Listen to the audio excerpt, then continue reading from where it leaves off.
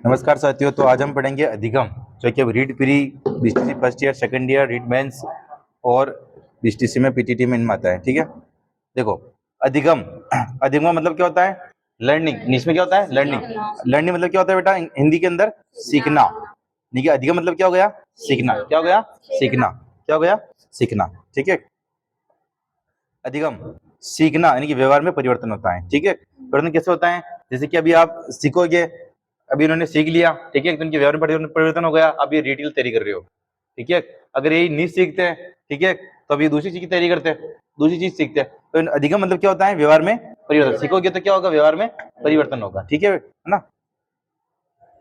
व्यवहार में हुए सभी परिवर्तनों को अधिगम नहीं कहा जा सकता है। ठीक है ना। अभ्यास या अनुभवों के होने वाले व्यवहार में परिवर्तन ही अधिगम कहेंगे। अभ्यास व अनुभव से जो परिवर्तन होगी उसे क्या कहेंगे हम? परिवर्तन, अधिगम कहेंगे। ठीक है बेटा, जैसे कि अभ्यास तुम बार ने अभ्यास किया बीटीसी में, ठीक है, तो पास हुए। ठीक है ना, अनुभव के द्वारा, है ना, समझ गए आप। ऐसे परिवर्तनों का उद्देश्य व्यक्ति अपने वातावरण में समायोजन करने में मदद करने से होता है। ठीक है, देखो मैं तुम परिभाषाएं, ये परिभाषा पूछते हैं, ध्यान रखना। ठीक है, सभी के तुम्हारे, है ना। गेट्स, अनुभव के द्वारा व्यवहार में होने वाले परिवर्तन अधिगम कहलाता है। ठीक है, गेट्स ने क्या बताया अधिगम की परिभाषा बेटा? अनुभव के द्वारा व्यवहार में होने वाले परिवर्तन अधिगम कहलाएगा। ठीक है, क्रो एंड क्रो, सीखना आदतें ज्ञान अभिवृत्तियों का अर्जन है। ये 10 बार पूछा हुआ प्रश्न है। ठीक है, ध्यान रखना, है ना। क्रो एंड क्रो ने क्या बोला? सीखना क्या है? आदतें ज्ञान अभिवृत्तियों का अर्जन है। ठीक है, थॉर्नडाइक, ठीक है, बीसी 2025 के अंदर थॉर्नडाइक का प्रश्न आया था।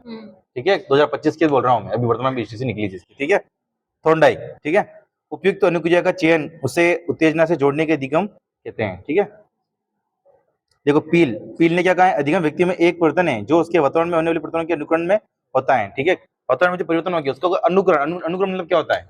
नकल, है ना। वातावरण में जो परिवर्तन हो रहे हैं उसको अपने अंदर उतार रहे हैं। ठीक है, उससे भी क्या हो रहा है? अधिगम। क्या हो रहा है? अधिगम। ठीक है, इसका कहता है कि सीखना व्यवहार में उत्तरोत्तर सामंजस्य की प्रक्रिया है। ये पूछता है, पापा पूछे प्रश्न ना, उत्तरोत्तर सामंजस्य मतलब कि एक के बाद है ना।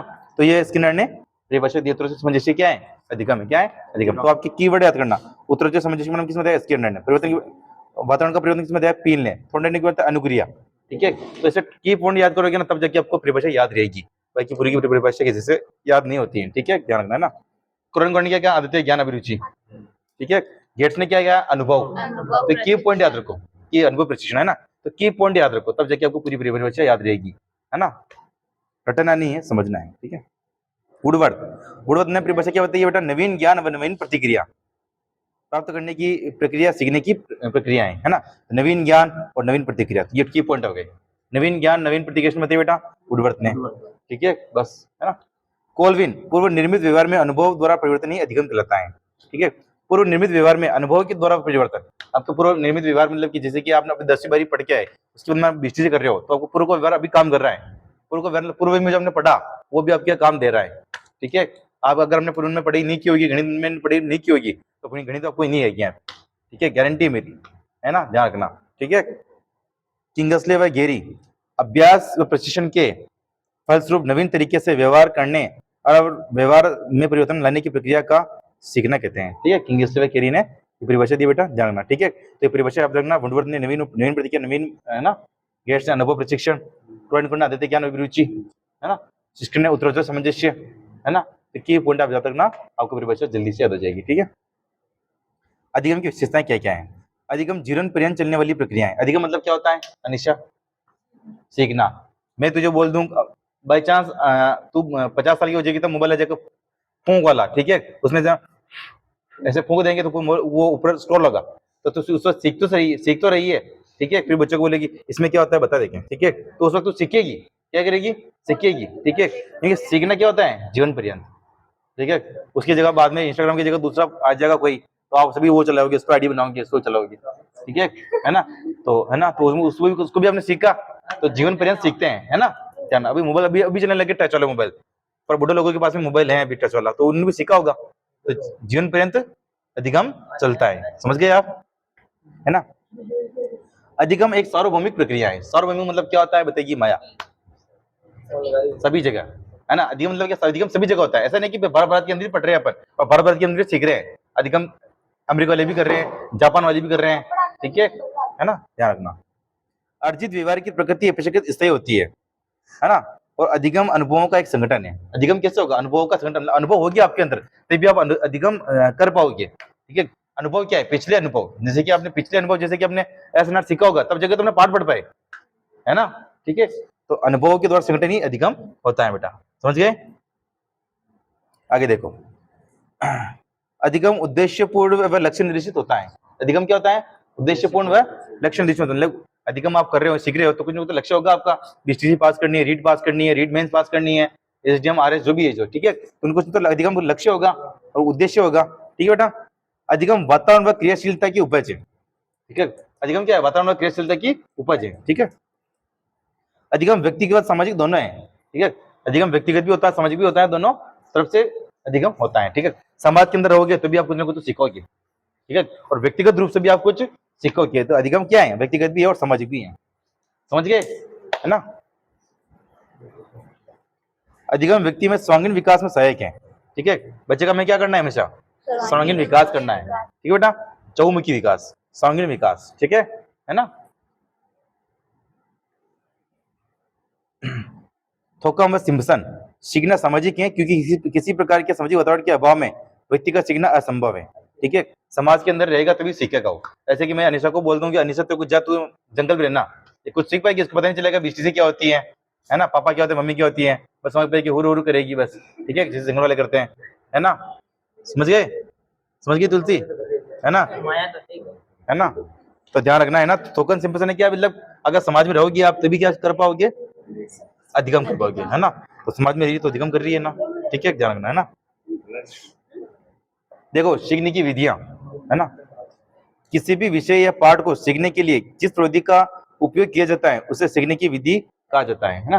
विधिया क्या है? मतलब टीचिंग मेथड, ठीक है, समझ आएगी भी, टीचिंग मेथड, ठीक है। तो सीखने की विधियां क्या मतलब कि कैसे आप पढ़ाओगे, ठीक है, इसे बोलते हैं विधियां, ठीक है। अविराम विधि व विराम विधि। अविराम विधि, अ मतलब लग गया, अ लगा नहीं, अ का मतलब क्या होता है? नहीं।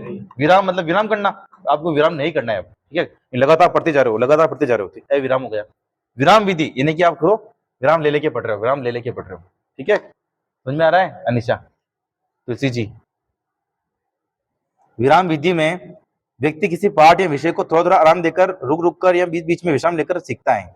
समझता है, जब विषय काफी लंबा और कठिन हो तो आराम विधि श्रेष्ठ मानी जाती है। अगर कोई विषय लंबा और कठिन हो, ठीक है, तो उसको थोड़ा थोड़ा करके हम पढ़ते हैं। जैसे गणित है ना, तो थोड़ा करके पढ़ो, ठीक है, तभी आप उसको अच्छा सीख पाओगे। लेकिन पढ़ना जरूर है, ऐसा नहीं कि भी वो चलो भी वो कठिन तो गणित बहुत कठिन है, अपने उसको लास्ट में पढ़ेंगे, ऐसा नहीं, ठीक है, फिर तो पढ़ ही नहीं पाओगे, ठीक है।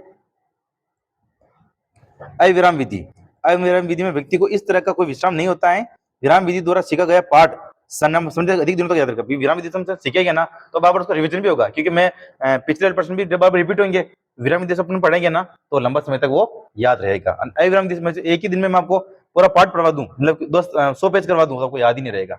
समझ गए आप, है ना। देखो पूर्ण विधि व अंश विधि, वो इस पूर्ण विधि में क्या होता है बेटा? एक ही पूरा पढ़ा दो, एक अंश विधि मतलब टुकड़ों में पढ़ाओ, ठीक है ना। पूर्ण विधि, यदि अधिगम करता किसी पाठ को शुरू से अंत तक एक साथ पढ़कर सिखाता है उसे पूर्ण विधि कहा जाता है। अंश विधि, जब वह उस पाठ को अपनी सुविधा अनुसार कुछ भागों में बांटकर प्रत्येक अंश को एक दूसरे के बाद सिखाता है तो इसे अंश विधि कहते हैं, मतलब टुकड़ों में पढ़ा रहा है, ठीक है। तो बताओ इन दोनों में से कौन सी बेटर है? बताएगी तुलसी? ठीक है, अंश विधि बेटर है। मैं एक साथ पूरा पढ़ा दूं तो याद ही नहीं रहेगा, ठीक है। अंश विधि में पढ़ाएंगे अपन, ठीक है, इसलिए टॉपिक पढ़ाता हूं मैं। किंगस्ले के अनुसार बच्चों के लिए अंश विधि अधिक प्रबल होती है, जबकि वयस्कों के लिए पूर्ण विधि अधिक अच्छी होती है, ठीक है। यदि अधिगम करता सीखने का अभिप्राय अधिक हो तो पूर्ण विधि अंश विधि से अधिक श्रेष्ठ मानी जाएगी। मतलब कि भी जो सीखने वाला बच्चा वो उसको माइंडदार बंदा है, ठीक है, तो पूर्ण विधि उसके लिए अच्छी है, ठीक है। कोई बंदा मतलब कि भाई कमजोर है तो उसके लिए अंश विधि सबसे अच्छी है, ठीक है, समझ गए आप, है ना। जैसे ये होशियार है, ये होशियार है, ये होशियार है, ये होशियार है, ठीक है, तो उनके लिए पूर्ण विधि सबसे अच्छी है, ठीक है, एक ही बार हम सीख जाएंगे, है ना, ज्यादा बढ़ेंगे तो भी, है ना। देखो बोवर के अनुसार अधिक बुद्धि वाले व्यक्ति में पूर्ण विधि अधिक प्रबल होती है, ठीक है, जैसे सूरत के अंदर, है ना। और कम बुद्धि वाले, सामान्य बुद्धि वाले व्यक्ति में अंश विधि अधिक सीखते हैं, है ना। समझा, जब किसी पाठ को सीखने की प्रारंभिक अवस्था में हो तो अंश विधि अधिक उपयोगी होनी देती है। मतलब जैसे कि मतलब कि देखो पहले किसी चीज को हमने पढ़ा हुआ नहीं है तो अंश विधि के माध्यम से पढ़ाओ, वो धीरे धीरे सीख जाएगा, ठीक है। परंतु अंतिम अवस्था में पूर्ण विधि अधिक उपयोगी मानी जाएगी, ठीक है। जब वो उसने सब कुछ पढ़ लिया हो तो फिर पूर्ण विधि से उसे पढ़ाओ, ठीक है। समझ में आ रहा है? सअभिप्राय सीखना या प्रासंगिक सीखना, ठीक है। जब सीखने वाला बालक अपनी इच्छाएं से एक निश्चित उद्देश्य के साथ किसी कार्य या पाठ को सीखता है तो उसे सअभिप्राय सीखना कहते हैं। यदि कोई व्यक्ति किसी पाठ या विषय को बिना किसी उद्देश्य के इच्छा के सीखता हो, ठीक है, तो उसे प्रासंगिक सीखना कहते हैं। मतलब कि देखो अपनी इच्छा से जो सीखेगा ना वो तो उसे क्या कहते हैं, सअभिप्राय सीखना, ठीक है। किसी उद्देश्य से सीखेगा, ठीक है। और बिना किसी उद्देश्य के वो बैठ जाएगा तो उसमें क्या क्या बोलेंगे अपन, प्रासंगिक सीखना, मतलब कि अचानक सीखना, ठीक है। समझ गए आप? अधिगम की प्रक्रिया, प्रोसेस ऑफ लर्निंग, ठीक है। अधिगम एक व्यापक मानसिक संज्ञानात्मक प्रक्रिया है, ठीक है। संज्ञानात्मक मतलब क्या होता है बताएगी तुलसी? ज्ञान, हाँ बता ना। अवबोध स्तर। हाँ, ज्ञान मतलब कि देखो कल्पना शक्ति, चिंतन विंतन, जिसके अंदर ज्ञान होगा वही तो अधिगम कर पाएगा, जिसके अंदर ज्ञान ही नहीं तो अधिगम क्या कर पाएगा? बुद्धि नहीं है, संज्ञान मतलब विकास, मतलब बुद्धि विकास। क्या होता है? बुद्धि विकास। आगे आ ही पाए, है ना? टीचिंग मतलब में ध्यान रखते, ठीक है ना? तो देखो आप संज्ञानात्मक प्रक्रिया ना, इसमें निरंतरता का गुण पाया जाता है और विभिन्न चरणों से गुजर करने की यह प्रक्रिया संपन्न होती है, ठीक है। स्मिथ के अनुसार संक्षिप्त रूप में सीखने की प्रक्रिया में कोई अभिप्रेरक यानी कि मोटिव या चालक, कोई आकर्षक लक्ष्य और इस लक्ष्य की प्राप्ति में से संबंधित कोई बाधा कठिनाई उपस्थित रहती है, सभी बहुत ही आवश्यक है, ठीक है। यानी कि ये कहता है कि अभिप्रेरक मतलब मोटिव, है ना, कुछ ना कुछ मोटिव होना चाहिए। वो मोटिव होगा तो उसके अंदर क्या आएगी? बाधा आएगी। बाधा आएगी तो यानी कि वो बंदा सीख रहा है, ठीक है। और जो मार्ग सफलता का होता है ना वो मुझसे कठिन ही होता है। जिस मार्ग में सरलता से सब कुछ मिल रहा हो तो मार्ग सफलता का है ही नहीं, ठीक है, ध्यान रखना, ठीक है। अभी तुमने बीटीसी पास की, उन्होंने तो ऐसे ही पास कर ली क्या? बहुत मेहनत लगी, 1 साल डुबाया, जब जाके बीटीसी में, तो सफलता में कठिन था, ठीक है, करना है ना। आगे देखो अधिगम सीखने के प्रकार।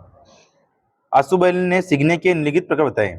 अभिग्रहण सीखना यानी कि रिस्पेक्टिव लर्निंग, ठीक है। अन्वेषण सीखना यानी कि एक्सप्लोरेटिव लर्निंग, खोज कर सीखना, मतलब है ना, अन्वेषण मतलब, है ना। अन्वेषण विधि का प्रतिपादक कौन है बताएगी तुलसी? खोज विधि का आर्मस्ट्रांग, ठीक है। रटकर सीखना ऐसे कहते हैं लोड लर्निंग, ठीक है। अर्थपूर्ण सीखना यानी कि मीनिंगफुल लर्निंग, समझ गए? देखो अभिग्रहण सीखना, इसमें क्या होता है बेटा, इस प्रकार के अधिगम में अधिगमकर्ता को सीखने वाली सामग्री बोलकर लिख कर दे दी जाती है। अधिगमकर्ता उस सामग्री को आत्मसात कर लेता है, ये रटकर भी हो सकता है। जैसे कि मैं किसी को दे दूं कि भाई तुमको याद करके लाना है, तो उसको बिना सोचे समझे उसको रट लेगा, याद कर लेगा और उसके अंदर उतार लेगा। तो अभिग्रहण मतलब क्या होता है? आत्मसात में जैसा है वैसा उतार लो अंदर, ठीक है। इसमें रट कर भी हो सकता है, वो कैसे भी वो कर सकता है, ठीक है। अभिग्रहण मतलब कि उसका अंदर उतार रहा है, ठीक है। अन्वेषण सीखना मतलब खोज कर सीखना, क्या है? खोज कर। इस प्रकार के अधिगम में अधिगमकर्ता को दी गई सामग्रियों में से नया संप्रति या कोई नया नियम विचार की खोज कर उससे सीखना होता है, ठीक है। तो उसके अंदर हमने कुछ को खोज कर उसमें कुछ ना कुछ सीखना होता है, उसे अन्वेषण सीखना कहते हैं, ठीक है। और ये आशुबल ने दिए थे 4 प्रकार, ये ध्यान रखना, ठीक है। रटकर सीखना, बिना ऐसे बिना सोचे समझे अपन सीख लेंगे, रट लो उसे, जैसा वैसा पढ़ लो, ठीक है। अर्थपूर्ण सीखना, इस प्रकार की सीखने वाली सामग्री के सार तत्व को एक नियम के अनुसार समझकर या उसका संबंध पूर्व ज्ञान से जोड़ते हुए सीखा जाता है, ठीक है, जानना है ना। अर्थपूर्ण मतलब, अर्थपूर्ण क्या होगा मतलब कि उसका अपन अर्थ पता करेंगे, ठीक है, और फिर उसको हम सीखेंगे, ठीक है, जानना है ना। तो आशुबल ने 4 बातें बताई थी अपने, अभिग्रहण द्वारा सीखना, अन्वेषण सीखना, रोट लर्निंग रटकर, और मीनिंगफुल लर्निंग यानी कि अर्थपूर्ण सीखना, ठीक है। आशुबल की 4 प्रकार थे, ठीक है। फिर देखो औपचारिक अधिगम या अनौपचारिक अधिगम, है ना। अधिगम कर्ता द्वारा किसी अनुशासनात्मक वातावरण में कुछ खास तरह के नियमों व सिद्धांतों के अनुरूप किसी संबंधित को सिखाना, है ना, जैसे कि वो औपचारिक के अंदर आ जाएगा। जैसे कि शिक्षक द्वारा शिक्षार्थी को सिखाया गया अधिगम। देखो औपचारिक, औपचारिक मतलब क्या होता है, मतलब कि जो पर्टिकुलर चीज है उसके लिए वो चीज बनी है, ठीक है। जैसे कि मतलब भी अपन पढ़ते हैं, पढ़ाई करते हैं, पढ़ाई का स्थान क्या है? विद्यालय। तो अगर विद्यालय के अंदर अपने पढ़ाई कर रहे हैं तो क्या हो गया? औपचारिक, ठीक है। ये पढ़ाई अपन कहीं बाहर मंदिर में जगह कर रहे हैं तो वो क्या हो गया? अनौपचारिक। पढ़ाई के लिए पर्टिकुलर जगह कौन सी है? कॉलेज हो गए, विद्यालय हो गए, स्कूल, जो भी है, जो है ना, पर्टिकुलर चीज, जो चीज जहाँ पे होनी चाहिए वो चीज उसके लिए क्या होगी? औपचारिक होगी, ठीक है ना। अनौपचारिक अधिगम, माता पिता या पड़ोस साथियों द्वारा शिक्षा प्राप्त करना, ठीक है। इनसे हम शिक्षा प्राप्त करेंगे तो क्या? अनौपचारिक, क्योंकि शिक्षा का साधन क्या है? विद्यालय, ठीक है ना। ये आप कहते हैं, है ना, ध्यान रखना, मैंने बताया था, ठीक है, तुमको भी। अधिगम के अनुक्षेत्र, है ना। अधिगमकर्ता के संपूर्ण व्यवहार से संबंधित वे पक्ष जिनमें अपेक्षित परिवर्तन लाने की प्रक्रिया किसी न किसी रूप में सभी प्रकार की अधिगम परिस्थितियों में चल रही होती है। इस आधार पर अधिगम के क्षेत्रों में 3 प्रकार के में बांटा जा सकता है। देखो बेटा वो कौन कौन से हैं, संज्ञानात्मक क्षेत्र, क्रियात्मक क्षेत्र और भावात्मक क्षेत्र, ठीक है, अधिगम का। देखो संज्ञानात्मक क्या आएगा बेटा, जो दिमाग से संबंधित होगी, मस्तिष्क से मतलब बुद्धि से, ज्ञान, ज्ञान किससे पता, बुद्धि होगी तो ज्ञान होगा ना, बुद्धि विकास, क्या हो गया, बुद्धि विकास। अधिगम का संज्ञानात्मक अनुक्षेत्र, इस अधिगम का उद्देश्य अधिगमकर्ता के संज्ञानात्मक व्यवहार में परिवर्तन लाना होता है। इस व्यवहार में ज्ञानेंद्रियों मस्तिष्क की भूमिका मुख्य होती है। सोचना, ज्ञान होगा तो सोचेगा, कल्पना, ज्ञान होगा तो कल्पना करेगा, तर्क करना, ज्ञान होगा तो तर्क करेगा, वर्णन, व्याख्या करना, स्मरण करना, ये सब किसमें आएगा बेटा, संज्ञानात्मक अनुक्षेत्र के अंदर आएगा, ठीक है। फिर देखो क्रियात्मक अनुच्छेद यानी कि कॉग्निटिव, ठीक है, मतलब इसमें क्या करेगा, क्रिया, क्या करेगा, क्रिया, चलना, दौड़ना, उतरना, चढ़ना, नाचना, गाना, सुनना, खाना पीना, ये सब क्रिया, शारीरिक क्रिया। शरीर के क्रियात्मक के अंदर ये आएगी, ठीक है, सीखना। फिर देखो भावात्मक रूप से सीखना, ठीक है, इसमें देखो भाव आएंगे अपन, सुख, दुख, प्रेम, घृणा, तिरस्कार आदि भावों की अभिव्यक्ति करना, ये क्या होगा, अधिगम का भावात्मक अनुच्छेद होगा, ठीक है बेटा, है ना। देखो अधिगम सीखने के सिद्धांत, सीखने की प्रक्रिया को समझने के लिए, सीखने के स्वरूप की व्याख्या करने के लिए कई सिद्धांत प्रस्तुत किए गए हैं। इन्हें दो भागों में बांटा जा सकता है, ठीक है बेटा। दो भाग कौन कौन से, देखो अधिगम के सिद्धांत, व्यवहारिक सिद्धांत, उद्दीपक अनुक्रिया सिद्धांत, ठीक है। देखो पुनर्बलन सिद्धांत व अन पुनर्बलन सिद्धांत। देखो थॉर्नडाइक का सिद्धांत पुनर्बलन का सिद्धांत होता है, स्किनर का सिद्धांत, हल का सिद्धांत, मिलर का सिद्धांत, ये सब किसने पुनर्बलन के सिद्धांत होते हैं, ठीक है। अपुनर्बलन मतलब भूत का सिद्धांत और पावलों का सिद्धांत, ये अपुनर्बलन होते हैं, ठीक है। अपने डिटेल से आगे पढ़ेंगे इनको, ठीक है। संज्ञानादि सिद्धांत, देखो ये व्यवहारिक सिद्धांत है ना, इसके अंदर कोई दिमाग नहीं लगाएगा, क्या मतलब क्या है, इसके अंदर कोई दिमाग इसके अंदर नहीं लग रहा है, तो व्यवहार से वो काम हो जाएगा। संज्ञानवादी सिद्धांत, इसमें क्या लगेगा बेटा, दिमाग, क्या लगेगा, दिमाग, वो सिद्धांत ये संज्ञानवादी सिद्धांत, समझ रहे हो आप, ठीक है। क्लासिक संज्ञानवादी सिद्धांत, ठीक है, देखो गेस्टलर का सिद्धांत हो गया, टोलमैन का सिद्धांत हो गया, पीएचडी का सिद्धांत हो गया, ठीक है बेटा, लेविन का सिद्धांत हो गया, है ना। फिर देखो आधुनिक संज्ञानात्मक सिद्धांत, ब्रूनर का सिद्धांत हो गया, आसुल का सिद्धांत हो गया, बांडुरा का सिद्धांत हो गया, सूचना प्रकरण का सिद्धांत हो गया, ये सब सिद्धांत संज्ञानात्मक सिद्धांत माने जाएंगे, ठीक है बेटा, है ना। देखो व्यवहारवादी व साहचर्य सिद्धांत, है ना, इससे अधिगमकर्ता उद्दीपक अनुक्रिया के बीच एक संबंध स्थापित होता है। उद्दीपक व अनुक्रिया के बीच में जो संबंध स्थापित होता है उसका आधार पुनर्मनन होता है कुछ मनोवैज्ञानिकों के अनुसार, ठीक है बेटा। देखो उद्दीपक मतलब क्या होता है, जैसे कि तुम बीसीसी पढ़ रहे हो तो बीसीसी क्या है तुम्हारे लिए, उद्दीपक, क्या है, उद्दीपक। और तुम बीसीसी के लिए जो क्रिया कर रहे हो मतलब पढ़ रहे हो, वो क्या होगी, तुम्हारी अनुक्रिया, क्या होगी, अनुक्रिया। तो फिर उद्दीपक क्या है, बीसीसी क्या है, बीसीसी क्या है बेटा, बीसीसी, उद्दीपक बीसीसी होगी, है ना। और उसके लिए आप जो क्रिया कर रहे हो वो क्या है जी, अनुक्रिया, ठीक है, समझ गया सुनील जी।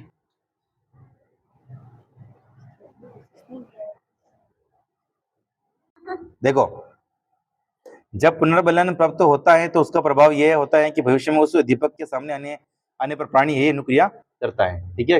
मतलब कि जो जैसे कि मतलब बीसीसी तुम माने चांस तुम अभी 2-4 जने फेल हो गए थे पहले, ठीक है, तो बुद्धि बीसीसी फेल हो गए थे तुम, तो भविष्य में जो फिर से वो आई चीज बीसीसी आई तो तुमने वही अनुक्रिया अपनाई, वही तुमने पढ़ा ना राजस्थान जी के और वही शिक्षण रुचि, ठीक है। तो यानी कि मतलब कि वो उद्दीपक फिर से आएगा जो पहले निकल चुका है, वो फिर से आएगा तो आप उसके प्रति वही अनुक्रिया करोगे, ठीक है, ध्यान रखना है ना।